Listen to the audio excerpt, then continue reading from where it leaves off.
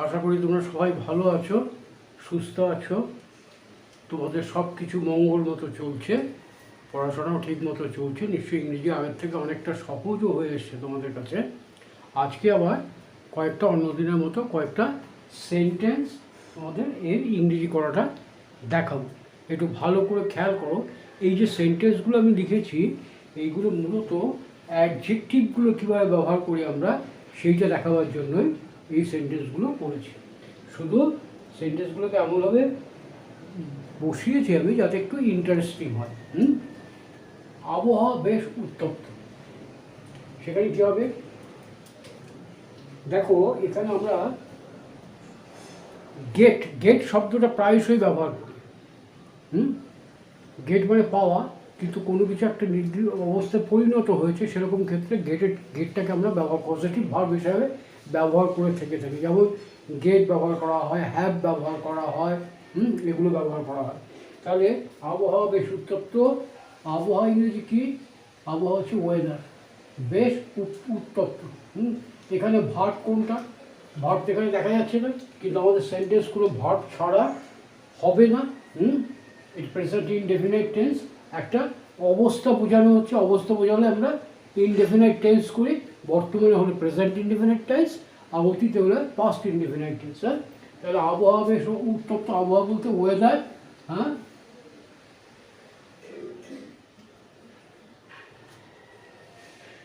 The weather. এইবার দেখো, বেশ উত্তপ্ত, তার মানে বেশ উত্তপ্ত হয়ে উঠেছে। বেশ উত্তপ্ত বলতে মানে উত্তপ্ত হয়ে উঠেছে। The weather has become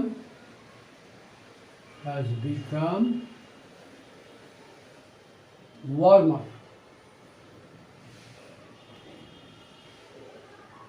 WAR, warm মানে কি? গরম, উষ্ণ। ওয়ার্মার অধিকতর উষ্ণ। তাহলে বেশ উত্তপ্ত হয়ে উঠেছে মানে আগে যা ছিল তার থেকে বেশি হয়েছে। এটা হচ্ছে কম্পারেটিভ ডিগ্রি। সুতরাং আমরা বলি ওয়েদার হ্যাজ বিকাম ওয়ার্মার। এই যে হ্যাজ বিকাম ওয়ার্মার, এইখানে বিকামের জায়গায় আমরা আরেকটা শব্দ ব্যবহার করতে পারি, has turned, TURNED। The weather has turned warmer, এইভাবে ইংরেজিটা আমরা বলতে পারি। আর কি বলতে পারি? বেশ উত্তপ্ত মানে বেশ গরম। বেশ বলতে আমরা আরেকটা শব্দ ব্যবহার করতে পারি, সেটা হচ্ছে প্রেটি, PRETTY। প্রেটি, প্রেটি বলতে সাধারণত সুন্দর বোঝায়, প্রেটি গার্ল, একটা সুন্দর মেয়ে। কিন্তু প্রেটি কথ্য ভাষায়, কনভারসেশনের সময়, স্পোকেন ইংলিশে প্রেটি বলতে অনেক, বেশ, এরকম বোঝায় প্রেটি, অধিক। তাহলে এটাকে আমরা এরকমভাবে বলতে পারি, দ্য ওয়েদার ইজ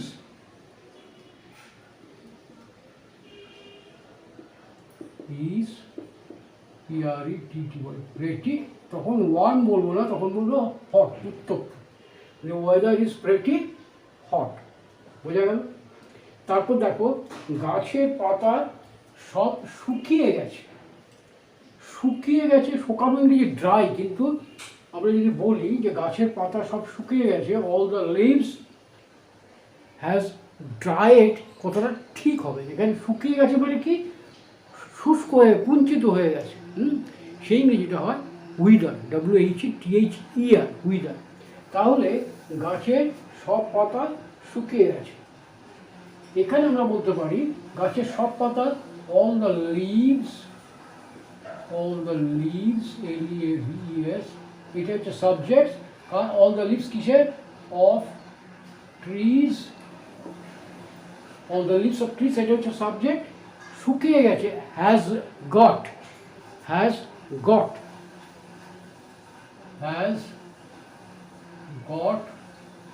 এরপরে যেটা আসবে, হ্যাজ গট যখন বললাম, তাহলে এরপরে যেটা করতে হবে সেটা হচ্ছে adjective. Has got উইদার্ড, WITHERED, উইদার্ড, has got উইদার্ড। অথবা হ্যাজ গটের জায়গায় আমরা কি বলতে পারি? has become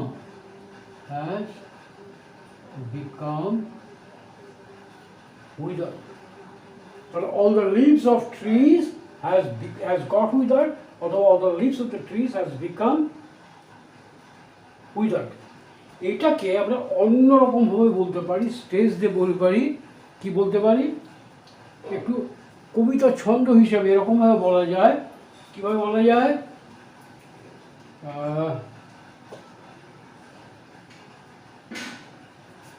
উইদার, সেখানে এই অ্যাডজেক্টিভটা আগে বলবো আমরা, উইদার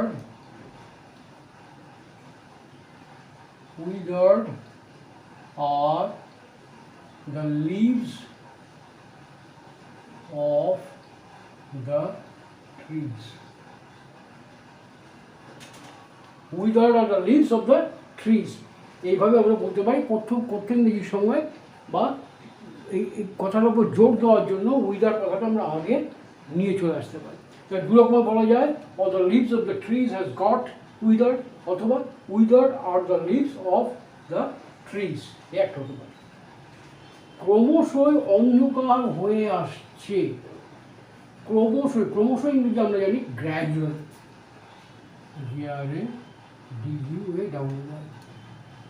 দেখো এটাকে আমরা দুরকমভাবে বলতে পারি। কিরকমভাবে? ক্রমশই অন্ধকার হয়ে আসছে, গ্র্যাজুয়ালি, যেটা বলা হবে, যদি প্রথমে এখান থেকে শুরু করি, gradually it is becoming darker and darker,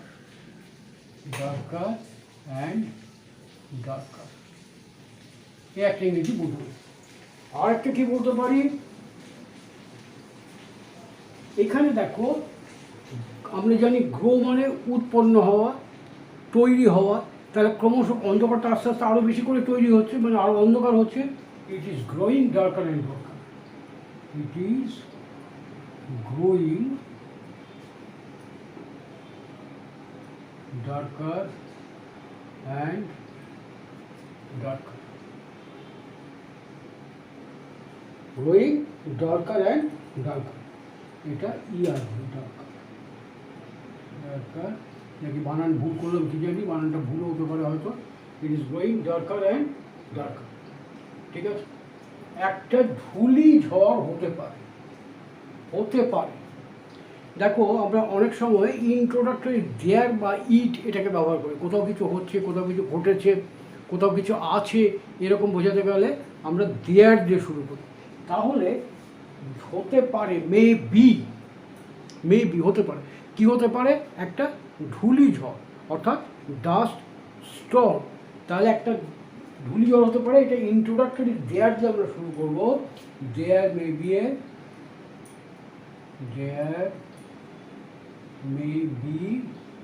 A dust storm, একটা ধূলিঝড় হতে পারে। এইটাকে দেখো অন্যরকমভাবে বলা যায়, অন্যরকমভাবে বলতে পারা যায়, একই অর্থ প্রকাশ করা যেতে পারে। কি করতে পারি আমরা? There is the indication, there is the indication মানে নির্দেশ বা সূচি।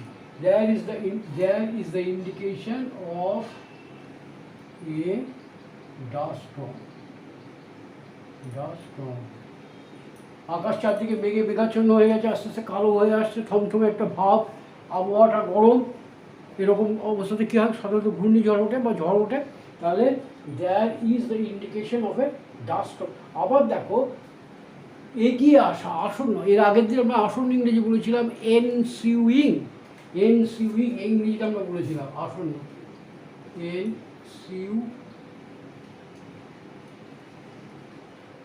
এনসুইং আসন্ন। হ্যাঁ, কিন্তু এখানে আসন্ন বলে আমরা যেটা বলবো যে একটা ঝড় এগিয়ে আসছে, সেক্ষেত্রে আমরা এনসুইং না বলে অন্যরকমভাবে বলতে পারি, that is the indication of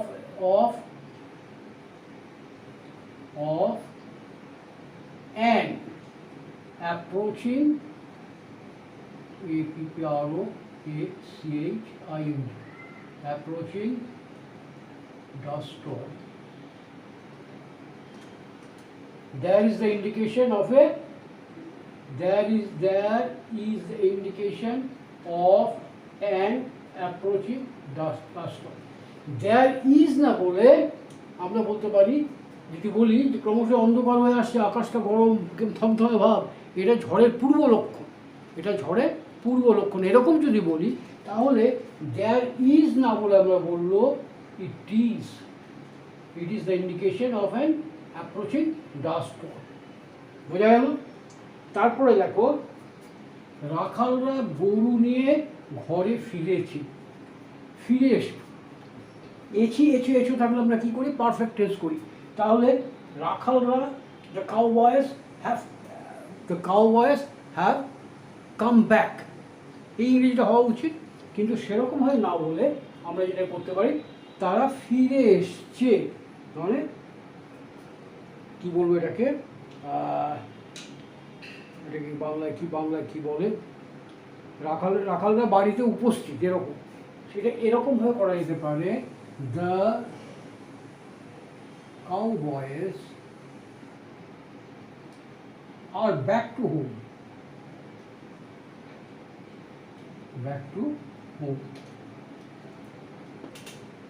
The cowboys are back to home. গরু নিয়ে ফিরে এসছে মানে তাদের গবাদি পশু নেই, with their horse.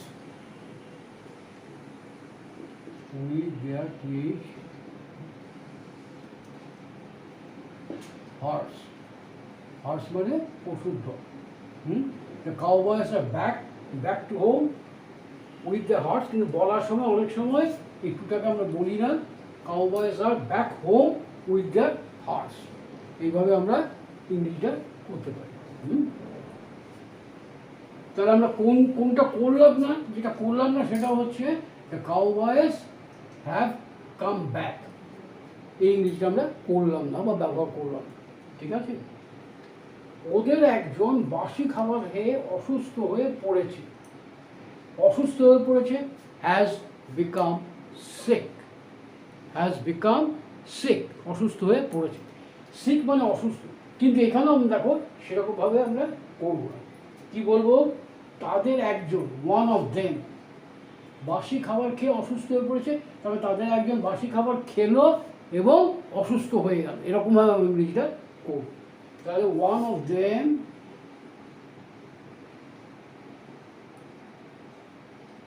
দেম এট, খেয়েছিল, বাসি খাবার, স্টেল ফুড,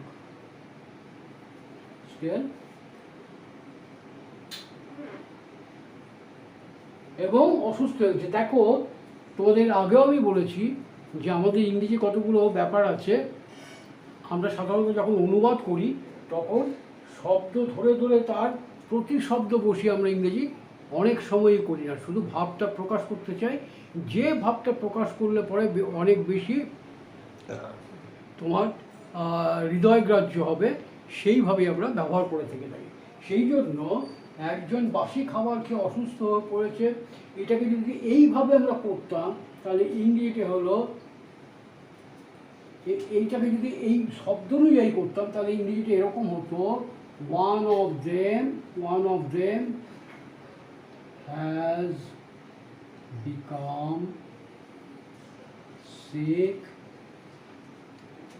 দেখো, তোমাদের বলেছিলাম পার্টিসিপল অর্থাৎ তোমার প্রথমে পার্টিসিপল দিয়ে করা যায়। ইট মানে হচ্ছে খাওয়া, তাহলে অসুস্থ খাবার খেয়ে ইটিং স্টেল ফুড, তাহলে এখানে কি হতো? ইটিং স্টেল ফুড,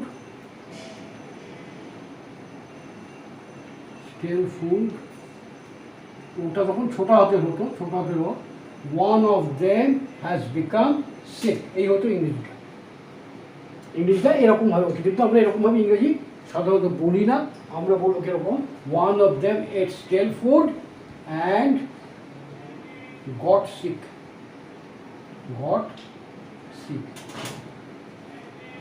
বুঝতে পেরেছ? তফাৎগুলো ভালো করে বোঝো। তুমি যদি এই ইংরেজিটা লেখো, কোথাও যদি তুমি ইংরেজিটা লেখো, গ্রামাটিক্যালি কিন্তু ভুল নয়, কিন্তু রীতি অনুযায়ী সাধারণত এরকমভাবে করা হয়। এই নিয়ে গ্রামবাসীরা তর্কাতর্কি ছেড়ে মারামারি শুরু করল। তর্কাতর্কি, এক্সচেঞ্জ অফ হট টক্স, তর্কাতর্কি, হট ওয়ার্ডস এরকম বলা হয়। তর্কাতর্কি আর্গু হয়, আর্গু মানে তর্কাতর্কি করা, ARGUE, আর্গু তর্ক করা, আর্গুইং, তর্কাতর্কি, এই একটা হয়। আবার এক্সচেঞ্জ অফ হট টক্স, এটাও হয় তর্কাতর্কি। আবার কি হতে পারে তোমার গেট টু ওয়ার্ডস মানেও তর্কাতর্কি হয়। তাহলে গ্রামবাসীরা তর্কাতর্কি ছেড়ে মারামারি শুরু করলো। কি হবে এটা? ইংরেজিতে হবে এই নিয়ে অ্যাট দিস গ্রামবাসীরা, the villagers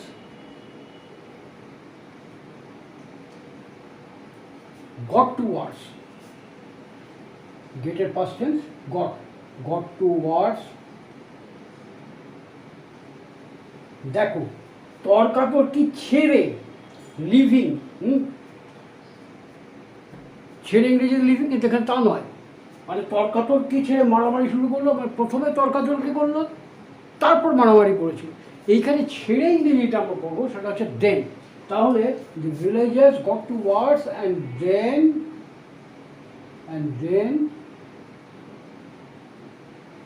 to blows. Blow মানে হচ্ছে ঘুষি, কারণ দেন টু ব্লোজ মানে মারামারি। তাহলে অ্যাট দিস, এখানে একটা কমা হবে, the villagers got to wars and then to blows। এখানে আরেকটা জিনিস দেখো, যে অ্যাট দিস কেন? আমরা জানি তোমার ওয়ার্ড অর্ডার যেটা who, what, where, when, how, why এরকমভাবে হয়। এখানে কিসে কেন হয় অ্যাট দিস, কিন্তু এই এলিমেন্টের মধ্যে কোথায়, কখন, কেন, এই ব্যাপারগুলো এখানে কেন, হোয়াই, অ্যাট দিস। তাহলে এটা তো পরে আসার কথা, the villagers got to wars then to blows at these, এইখানে আসা উচিত।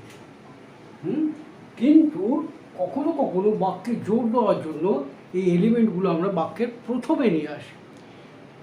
সেক্ষেত্রে একটা জিনিস মনে রাখতে হবে, যখন মুখে বলছি তখন সেই এলিমেন্টের পর আমরা একটু থামি, আর যখন লিখবো তখন তারপর একটা কমা দেবো। তাহলে at this the villagers got to wars and then to blows, এই হবে ইংরেজিটা। অ্যাট দিসটাকে আমরা এইখানে দিয়ে দেবো। বোঝা গেল? আচ্ছা, এগুলোকে আর কোনোটাকে কিছুভাবে বলা যায়? আবহাওয়া বেশ উত্তপ্ত, দি ওয়েদার ইজ প্রিটি হট। আবার দেখো, এটা আবহাওয়া বেশ উত্তপ্ত, এটা আমরা অনেক সময় এরকমভাবেও বলি, the weather seems to be very hot, মানে আবহাওয়াটা খুব উত্তপ্ত মনে হচ্ছে, এরকমভাবে আমরা কখনো কখনো বলে থেকে থাকি। The weather, WEATHER, weather seems to be very hot, এরকমভাবে আমরা বলে থেকে থাকি। কিন্তু মোস্টলি যেটা বলা হয়, the weather is pretty hot. ঠিক আছে? গাছের পাতা সব শুকিয়ে গেছে, all the leaves of trees has become wither, অথবা দুটো হতে পারে, বিকামও হতে পারে, গট হতে পারে, হ্যাজ গট উইদার অথবা হ্যাজ বিকাম উইদার। ঠিক আছে? তাহলে মোটামুটি আশা করি জিনিসটা ধরতে পেরেছ, ক্লিয়ার হয়েছে নিশ্চয়ই। তাহলে এই অ্যাডজেক্টিভগুলো, আমার কথাগুলো জড়িয়ে যাচ্ছে, তোমাদের বুঝতে বোধহয় অসুবিধা হচ্ছে। এই অ্যাডজেক্টিভগুলো কীভাবে ব্যবহৃত হচ্ছে এগুলো একটু খেয়াল করো, নিজেরা নতুন নতুন সেন্টেন্স তৈরি করে এগুলো একটু প্র্যাকটিস করো। প্র্যাকটিস করলেই দেখবে খুব ইজি হয়ে গেছে। আমি আশা করব যে তোমরা যেন এটা ধরে নিতে পারো। ঠিক আছে? আর একটা কথা, যারা এই আমার এই ভিডিওগুলো দেখছো, তাদের যদি মনে হয় যে ভিডিওগুলো হেল্পফুল, তাহলে প্লিজ সাবস্ক্রাইব করে নোটিফিকেশান বেলটা অন করে রেখো, যাতে করে পরপর ভিডিওগুলো তোমরা সঙ্গে সঙ্গে পেয়ে যাও। ওকে, থ্যাংক ইউ ভেরি মাচ।